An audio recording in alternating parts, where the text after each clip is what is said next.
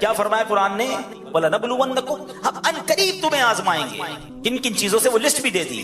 من الخوف والجوع، خوف، تمہیں خوف آئے گا، دشمنیاں ہو جاتی ہیں نا، بعض اوقات ڈر لگ رہا ہوتا ہے، خوف بھی آئے گا. جوع، بھوک آئے گی، تنگی ہو جائے گی. آج کل کئی لوگ کہتے ہیں مہنگائی ہے، پورا نہیں ہو رہا، کھانا پراپر نہیں مل رہا.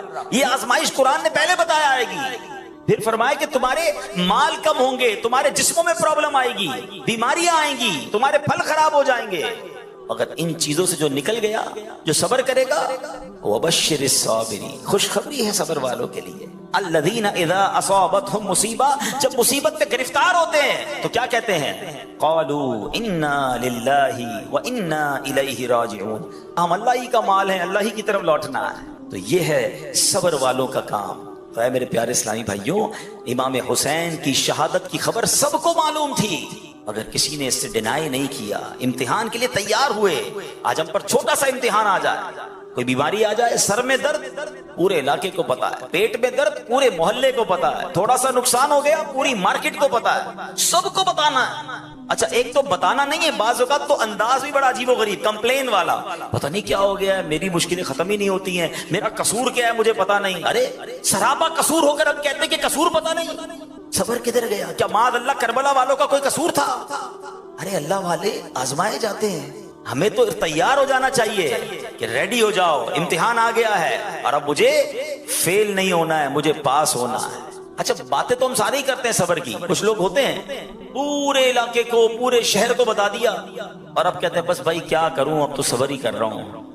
اب آپ صبر نہیں کر رہے، آپ نے بے صبری کر دی، آپ کا ثواب چلا گیا جناب. مزہ یہ ہے کہ میں جانوں میرا رب جانے، کسی کو پتا بھی نہ چلے. صبر جمیل کی تعریف بھی یہی ہے کہ بندہ مصیبت میں ہو اور سامنے والے کو پتہ ہی نہ چلے کہ اس کو کتنا بڑا دکھ ہے، نہ چہرے سے پتہ چلے نہ انداز سے پتہ چلے. تو انداز یہ ہو، کسی کو کیوں بتائے. یہ پہلا میسج جو ہے ہمیں یہ لے کر جانا ہے. نیت کریں انشاءاللہ صبر کا دامن نہیں چھوڑیں گے. ان اللہ مع الصابرین، اللہ کی رحمت صبر والوں کے ساتھ. صبر کرو نا، پھر دیکھو کیسے رحمت الہی ملے گی آپ. اچھا اب چلتے ہیں ایک اور پیغام کی طرف. ویسے تو بہت سارے کربلا کے میدان سے، اس پورے واقعے سے قدم قدم پر ہمارے لیے پیغام ہے. جب یہ مارکا ہونے لگا تھا، امام حسین کربلا کے قریب پہنچ گئے، تو سب سے پہلے جنہوں نے انٹرسپٹ کیا، جنہوں نے روکا، وہ تھے حضرت حر. 1000 گھڑ سواروں کو لے کر آئے اور آپ کو روکا. تو امام حسین نے کہا کہ ہمیں کیوں روک رہے ہو، ہمیں کیوں گرفتار کر رہے ہو؟ ہم تو کوفہ والوں کا لیٹر دیکھ کر ان کی ریکویسٹ پر آئے ہیں، ہمیں تو بہت سارے خط لکھے گئے، اگر آپ کہتے ہیں کہ ہماری ضرورت نہیں تو ہم واپس چلے جاتے ہیں، ہم لڑنے تو آئے نہیں. مگر حر کہتے ہیں کہ نہیں، مجھے ابن زیاد کی طرف سے یہ آرڈر ملا ہے کہ آپ کو چھوڑنا نہیں ہے، آپ کو گرفتار کرنا ہے. امام حسین فرماتے کہ ہمارا قصور کوئی نہیں، ہمیں کیوں گرفتار کر رہے ہیں؟ بہرحال باتوں باتوں میں نماز کا وقت ہو گیا. امام حسین رضی اللہ تعالیٰ نے فرمایا کہ ٹھیک ہے، اب نماز کا وقت ہو گیا، ہمیں نماز پڑھنے دو، تمہیں اپنی پڑھنی ہے تو اپنی پڑھ لو. حضرت حر کے دل میں اہل بیت سے محبت تھی، نرمی بھی تھی، کہ نہیں نماز تو ہم آپ کے پیچھے ہی پڑھیں گے. تو امام حسین نے امامت کرائی اور ان لوگوں نے نماز بھی امام حسین کے پیچھے پڑھی. لیکن ہوا یہ کہ ایک وقت ایسا آیا کہ پھر پیچھے سے لشکر اور آ گیا، بڑی ڈیٹیل ہے اس کی.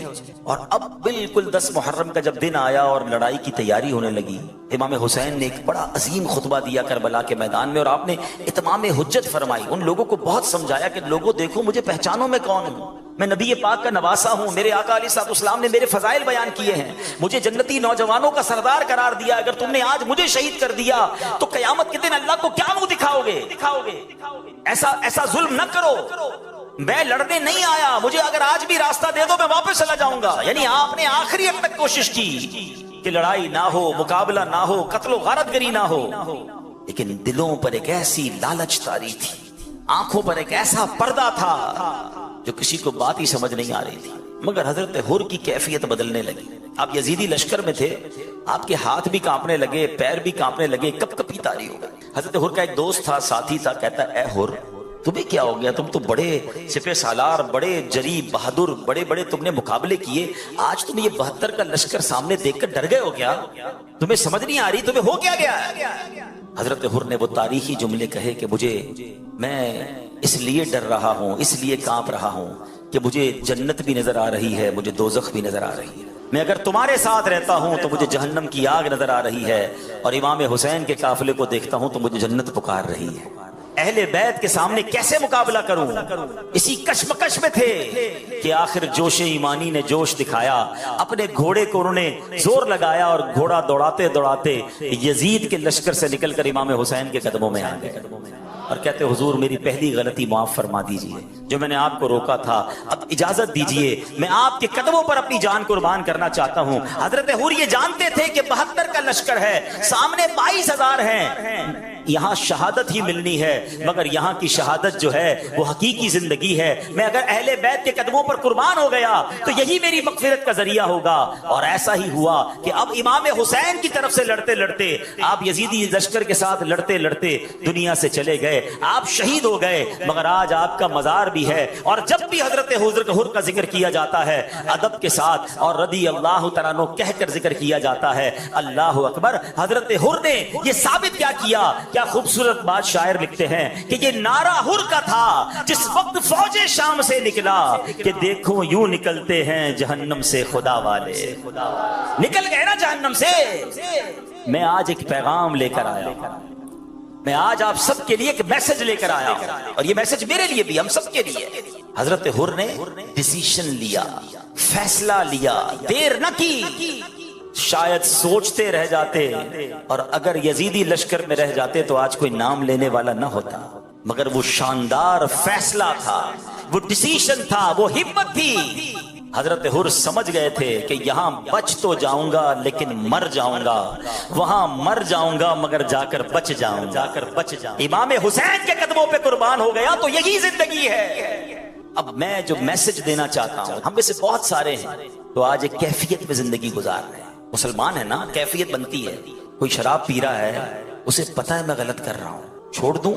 نہیں یار، چھوڑوں گا تو مزہ ختم ہو جائے گا، دوستوں کی سنگت ختم ہو جائے گی۔ کوئی ہے جو جوا کھیلتا ہے، دل چاہتا ہے چھوڑ دوں، کبھی کبھی خیال بھی آتا ہے، مگر کہتا ہے چھوڑ دوں گا تو اس کا مزہ چلا جائے گا۔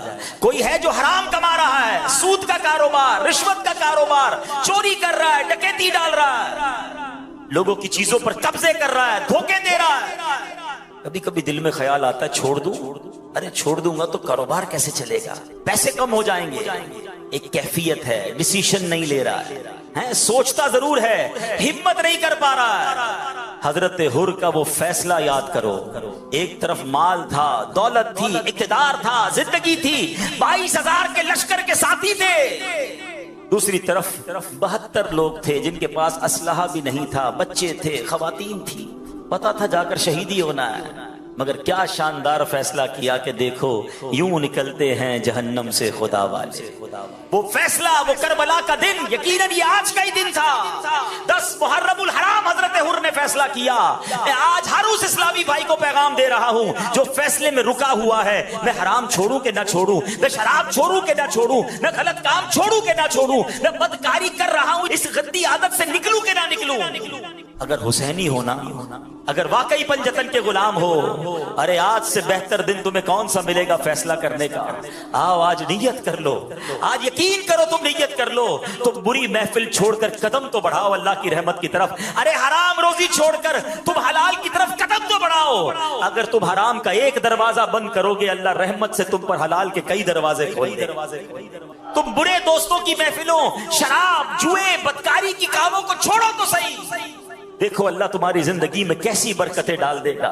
حضرت حور کے اس فیصلے کو آج یاد کرو، ہمیں بھی جہنم کے ان کاموں سے نکل کر حسینی قافلے کی طرف قدم بڑھانا ہے۔ ارے حسینی قافلے والے نمازی تھے، حسینی قافلے والے تلاوت کرتے تھے، وہ لوگ تو اللہ کی عبادت کرتے تھے، وہ رنگ رلیاں منانے والے، وہ ناچ گانے والے، وہ شراب پینے والے نہیں تھے۔ ارے ہاں یہ کام تو یزیدی کرتے تھے۔ ایک طرف تو میں کہوں میں پنجتن کا غلام ہوں، دوسری طرف پوری محفلوں میں گندے کاموں میں ملوث، شراب پینے والا پنجتن کا غلام کیسے ہو سکتا ہے؟ نشہ کرنے والا امام حسین کا غلام کیسے ہو سکتا ہے؟ بدکاری کرنے والا، جوا کھیلنے والا، گندی باتیں کرنے والا، جھوٹ بولنے والا، نہیں، حسینی ایسا نہیں ہوتا۔ ارے اگر پنجتن سے محبت ہے تو پریکٹیکل اس کا ثبوت دو۔ امام حسین رضی اللہ عنہ کو پتہ عبادت سے کتنی محبت تھی۔ حضرت عباس رضی اللہ عنہ سے یہ جو لڑائی ہے، یہ جو مارکا ہے، کیا ایک دن ڈیلے ہو سکتا ہے؟ کیا مجھے ایک رات مل سکتی ہے؟ وہ رات کیا کرنا تھا؟ کوئی وصیت لکھنی تھی، کوئی فیملی کے ساتھ ٹائم گزارنا تھا؟ امام حسین کہتے ہیں میں چاہتا ہوں ایک رات جی بھر کے رب کی عبادت کر لوں، کچھ سجدے کر لوں، کچھ تلاوت کر لوں، کچھ ذکر کر لوں۔ آئے ہائے، یہ ہے حسینی طریقہ۔ اے میرے پیارے اسلامی بھائی، 9 محرم اور 10 محرم کی جو درمیانی رات تھی نا، حسینی خیموں میں تلاوت تھی، ذکر تھا، دعائیں تھی، اور یزیدی خیموں میں ناچ تھا، گانے تھے، شراب تھے۔ اب میں اور آپ سوچیں ہماری راتیں کیسے گزرتی ہیں۔ مبارک ہو اسے جو عشاء پڑھ کر باوضو، کبھی کبھی تو صلاۃ التوبہ بھی پڑھ کر، سورہ ملک پڑھ کر سوتا ہے کہ میں سو جاؤں یا مصطفیٰ کہتے کہتے، کھلے آنکھ صلی اللہ کہتے کہتے۔ بہت اچھی رات ہے تمہاری، تمہارا یہ انداز، یہ حسینی طریقہ ہے۔ مگر وہ شخص جو رات گندی چیزیں دیکھ کر، فلمیں ڈرامے دیکھ کر، معاذ اللہ شراب پی کر، بے حیا دوستوں میں بیٹھ کر، اور عشاء بھی نہیں پڑھی، سویا تو فجر بھی نہیں پڑھی، کیا یہ یزیدی طریقہ نہیں؟ آؤ میرے پیارے اسلامی بھائی، اگر واقعی محبت ہے نا پنجتن پاک سے، اور یہ محبت ہمارے ایمان کا تقاضا ہے۔ نبی پاک فرماتے ہیں، اللہ کی بارگاہ میں عرض کرتے ہیں کہ یا اللہ میں ان سے محبت، حسین سے محبت کرتا ہوں، حسن سے محبت کرتا ہوں، جو ان سے محبت کرے مولا تو بھی ان سے محبت فرما۔ تو ان سے محبت تو ہمارے ایمان کا تقاضا ہے۔ تو آؤ نیت کریں، جس کی پکی سچی نیت بنتی ہونا، پکی سچی وہ نیت کریں، ہاتھ اٹھائے کہ انشاءاللہ آج کے بعد ہماری کوئی نماز قضا نہیں ہوگی۔ اگر کوئی حرام روزی کما رہا ہے، میرا کوئی بھائی شراب پی رہا ہے، میرا کوئی بھائی نشہ کر رہا ہے، اگر کوئی بھائی غلط کاموں میں ملوث ہے، ارے تمہیں سب پتا ہے تم کیا غلط کر رہے ہو، مجھے بھی پتا ہے۔ آؤ آج نیت کر لیتے ہیں کہ اگر پنجتن پاک سے محبت ہے تو سچی غلامی یہ ہے کہ ان برے کاموں کو چھوڑ کر حضرت حر کیسے چل پڑے تھے، ہائے ہائے، جہنمی لشکر سے نکلے اور جنتی لشکر میں داخل ہو گئے۔ اللہ مجھے بھی وہ قدم اٹھانے کی توفیق عطا فرمائے، آپ کو بھی یہ فیصلہ کرنے کی توفیق عطا فرمائے۔ اللہ کرے کہ آج کا دن ہماری زندگی میں ایک بہترین بدلاؤ لانے کا دن بن جائے، ہماری زندگی کا ایک شاندار دن بن جائے، ایک یادگار دن بن جائے۔ دوست پوچھیں، رشتہ دار پوچھیں، ارے بھائی آپ وہ فلاں کام غلط کرتے تھے، اب آپ نے چھوڑ دیا، تو آپ کہیں میں پنجتن کا غلام ہوں، میں نے جھوٹ بولنا چھوڑ دیا، میں پنجتن کا غلام ہوں، میں نے نماز 5 وقت پابندی سے شروع کر دی، ارے میں امام حسین کا غلام ہوں، میں کیسے کسی مسلمان کو دھوکہ دے سکتا ہوں، میں نے دھوکہ دینا چھوڑ دیا، میں نے حرام کمانا چھوڑ دیا، میں نے رشوت لینا چھوڑ دی۔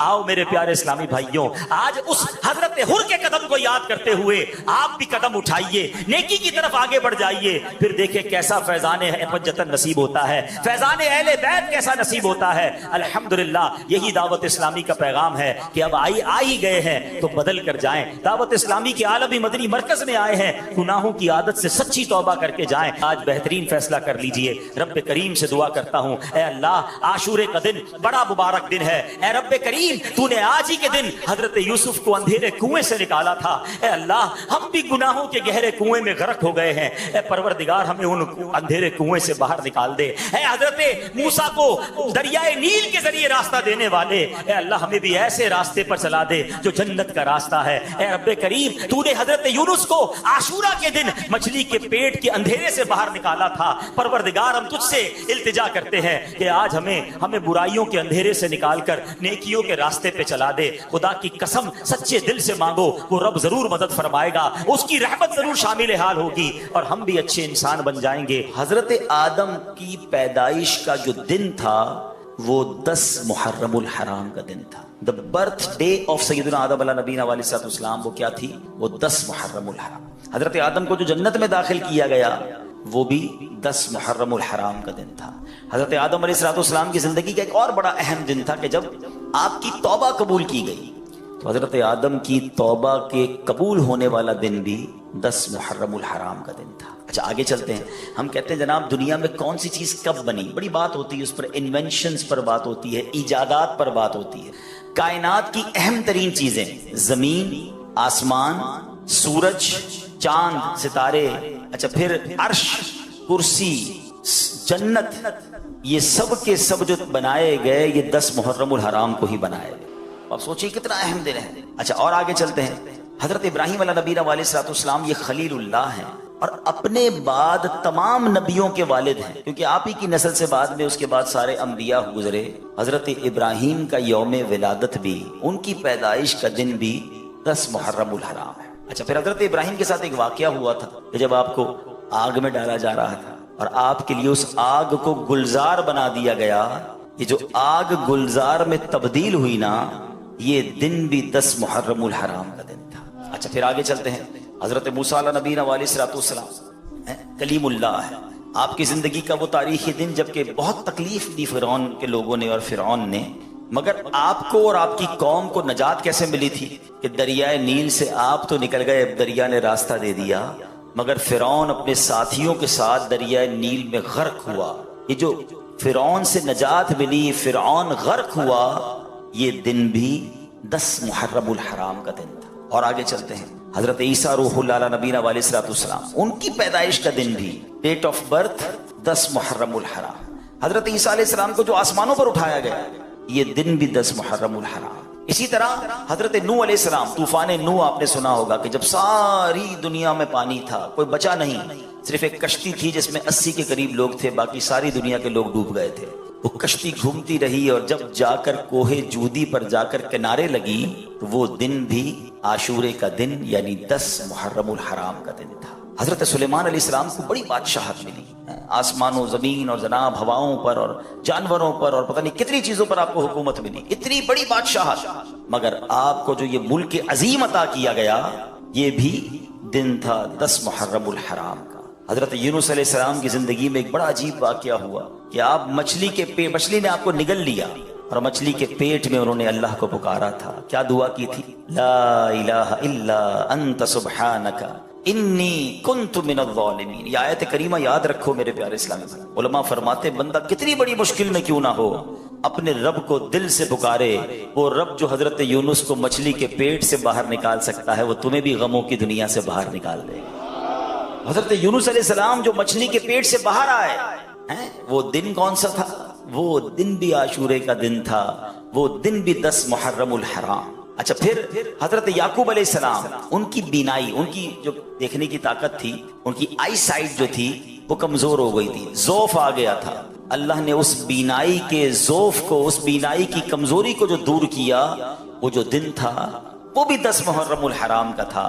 حضرت یوسف علیہ السلام کی زندگی کا ایک عجیب دن کہ جب آپ کو گہرے کنویں میں ڈال دیا گیا، اس کنویں سے جس دن آپ کو نکالا گیا، وہ دن بھی 10 محرم الحرام کا دن تھا۔ حضرت ایوب علیہ السلام پر بڑی تکلیفیں آئیں، صبر ایوب تو مشہور ہے نا، مگر حضرت ایوب علیہ السلام کی اس تکلیف کو، اس بیماری کو جس دن دور کیا گیا، وہ دن بھی یہی 10 محرم الحرام کا دن تھا۔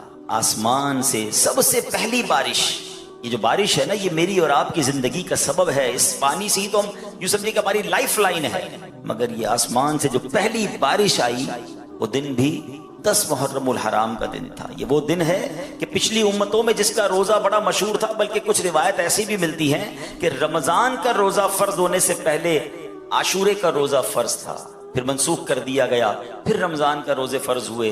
یہ اتنا مبارک دن ہے۔ اور اس کے علاوہ جب یہ تقریباً میں نے آپ کو کم و بیش 24 واقعات، 24 باتیں بتائیں جو عاشورے سے متعلق ہیں، اور پھر 25واں واقعہ وہ ہے کہ امام علی مقام، امام عرش مقام، امام حسین رضی اللہ تعالیٰ عنہ اور ان کے رفقا کو بھوکا پیاسا کربلا کے میدان میں شہید کیا گیا۔ اب ذرا سوچیے یہ دن کیسا ہے، یہ کتنا تاریخی دن ہے۔ آج کے دن میں پتہ ہے ہم نے دعا کیسے مانگنی ہے اللہ کی بارگاہ، التجا کیسے کرنی ہے کہ اے اللہ تو نے آج کے دن حضرت آدم کی توبہ کو قبول کیا ہے، اے اللہ میری توبہ بھی قبول فرما، مجھے بھی سچی توبہ عطا فرما۔ اے حضرت یوسف کو اندھیرے کنویں سے نکالنے والے، مجھے بھی گناہوں کی ظلمت سے نکال کر نیکیوں کے نور میں داخل فرما۔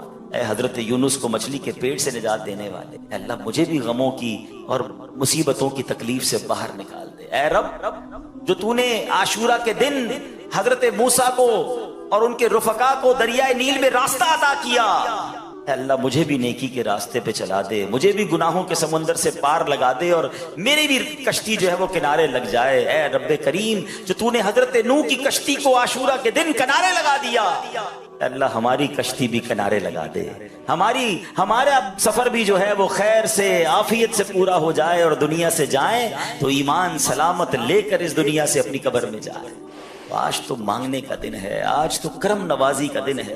امام حسین اور ان کے رفقا کا وسیلہ پیش کر کے، شہدائے کربلا کی بات کر کے اللہ کی بارگاہ میں التجا کریں کہ اللہ ان قربانیوں کا واسطہ ہمیں بھی اپنے دین کی خاطر قبول فرما لے، ہمیں بھی مخلص مبلغ بنا دے، اللہ ہم سے بھی کوئی ایسی خدمت لے لے کہ ہم بھی تیرے دین کی خاطر کچھ ایسا کر جائیں کہ جب قیامت کے دن امام حسین سے ملاقات ہو تو ہم بھی عرض کر سکیں کہ حضور اپنے حصے کا چراغ جلا کر آیا ہوں، میں بھی آپ کے نانا جان کے دین کی کوئی خدمت کر کے آیا ہوں۔ سوچو میرے پیارے اسلامی، اتنا مبارک، تو ایک تو میں نے بتانا تھا کہ عاشورہ کا دن کتنا مبارک دن، عبادت میں، دعاؤں میں، التجاؤں میں اور ان عظیم واقعات کی یادوں میں گزارے۔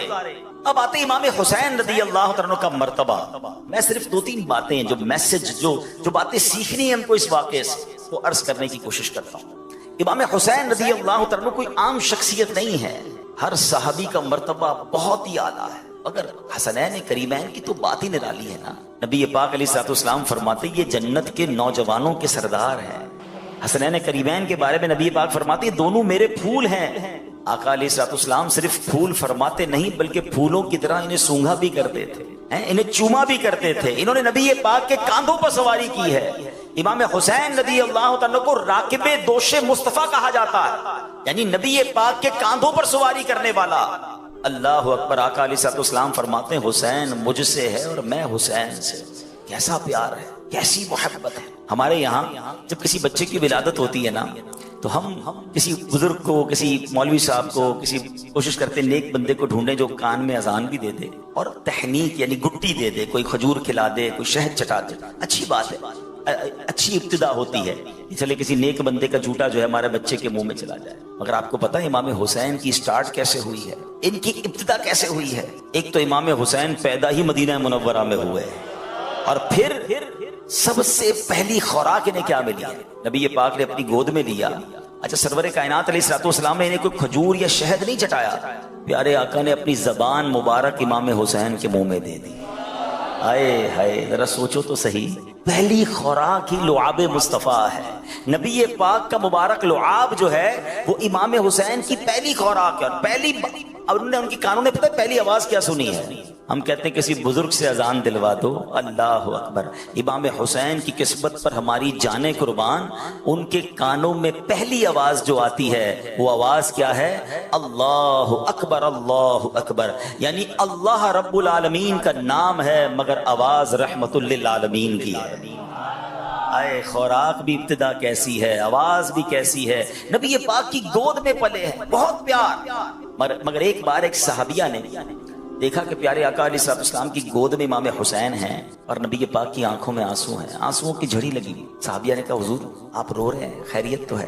نبی پاک نے فرمایا جس کا مضمون ہے کہ ابھی ابھی جبریل امین میرے پاس آئے اور جبریل نے کہا کہ یا رسول اللہ صلی اللہ علیہ وسلم آپ کی امت آپ کے نواسے کو شہید کر دے گی اور مجھے جو مقتل کی مٹی ہے یعنی جہاں امام حسین شہید کیے جائیں گے نا اس جگہ کی مٹی بھی دکھائی گئی۔ نبی پاک کو بچپن میں ہی بتا دیا گیا تھا کہ امام حسین شہید کیے جائیں۔ اچھا، ایک بار مولا علی شیر خدا جو والد ہیں امام حسین، وہ کہیں کربلا کے قریب سے راستے میں مقام جنگ صفین کے دوران جا رہے تھے۔ جب فرات کا کنارہ آیا، کربلا کا مقام آیا تو حضرت مولا علی نے یہ بھی بتا دیا کہ یہاں شہداء کے خیمے بندھیں گے، یہاں ان کے جو جسم اقدس ہیں شہید ہونے کے بعد ان کے بدن یہاں پر ہوں گے۔